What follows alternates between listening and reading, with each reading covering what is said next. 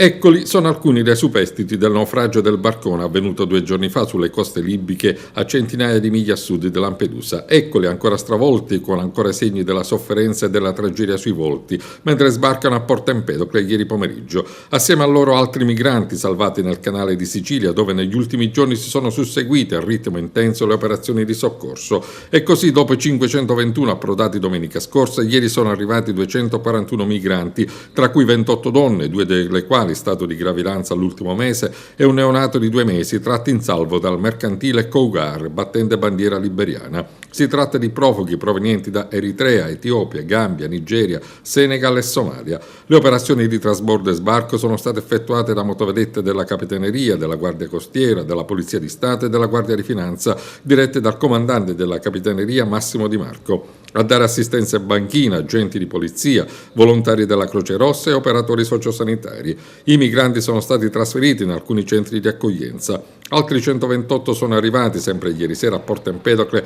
a bordo del traghetto di linea proveniente da Lampedusa, a cui vanno ad aggiungersi gli 11 migranti rintracciati dai carabinieri nei pressi di Torre Salsa, presumibilmente sbarcati all'alba di ieri. Dall'inizio dell'anno, compresi gli arrivi di ieri, sono 2.686 migranti sbarcati a Porto Empedocle in occasione di 9 operazioni, cui si aggiungono i 1.207 migranti, oltre purtroppo a 29 cadaveri trasferiti con il traghetto di linea per le Pelagie. Intanto dal Viminale è partita una circolare diretta a tutti i prefetti perché si attivino a cercare nuovi centri di accoglienza. Dalla Libia si parla di un'invasione di migranti pronti a raggiungere le coste italiane.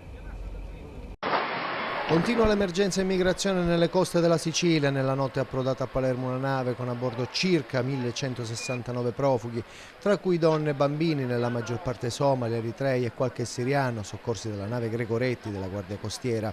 Le operazioni di sbarco si sono rivelate più difficili del solito anche per via dell'identificazione dei minori a bordo non accompagnati. Sempre più disagi per la prefettura di Palermo, che sta coordinando le operazioni, e emergenza per l'insufficienza delle strutture di accoglienza. Nel complesso sono circa 1558 i migranti tratti in salvo negli ultimi giorni, compresi quelli sbarcati ieri a Pozzallo.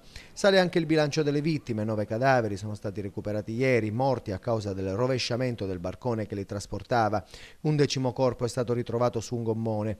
Intanto la Polizia di Stato di Ragusa ha fermato il presunto scafista dello sbarco di ieri a Pozzallo.